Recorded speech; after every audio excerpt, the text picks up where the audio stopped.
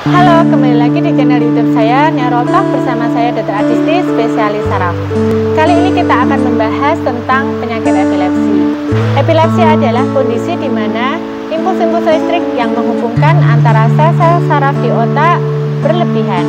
Penyakit epilepsi atau AYAN ini akan menyebabkan penderitanya seringkali mengalami kejang secara berulang. Namun bisa jadi gejala yang diderita bukan hanya kejang, melainkan bentuk epilepsi lain yang berupa bengong, sakit kepala, pusing berputar, sakit perut atau sering mengompol, sering tiba-tiba pingsan, sering juga terjadi perubahan perilaku secara tiba-tiba, bisa berupa tiba-tiba marah, tiba-tiba senang, ataupun kebingungan.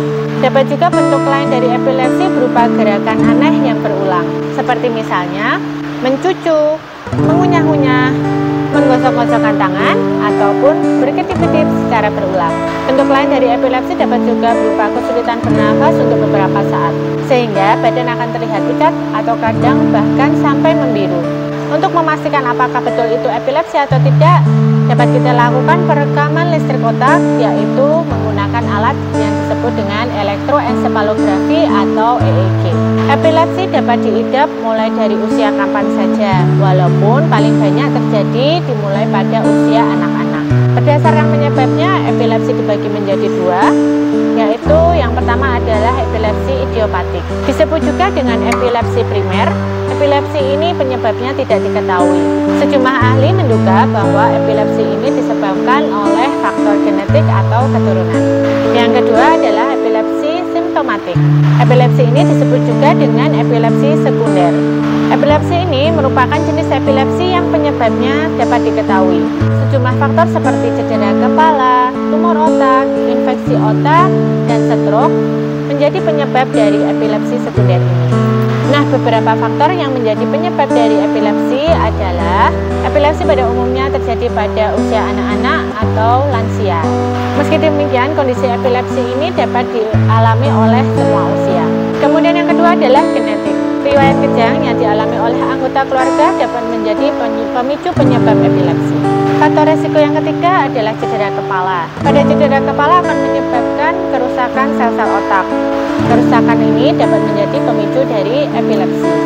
Faktor resiko yang keempat adalah stroke atau penyakit pembuluh darah yang lain.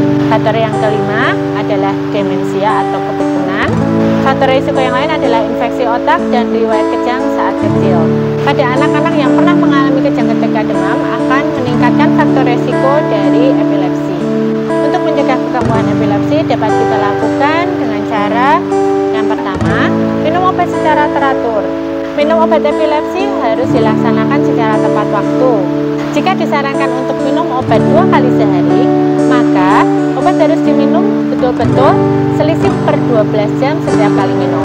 Kemudian disarankan untuk tidak begadang dan tidur secara teratur minimal 6-8 jam sehari. Yang ketiga, hindari stres. Yang keempat, hindari rokok dan alkohol. Yang kelima, hindari paparan yang sering memacu. Misal, pada pasien epilepsi yang sensitif terhadap paparan matahari, maka pasien tersebut harus menghindari paparan matahari.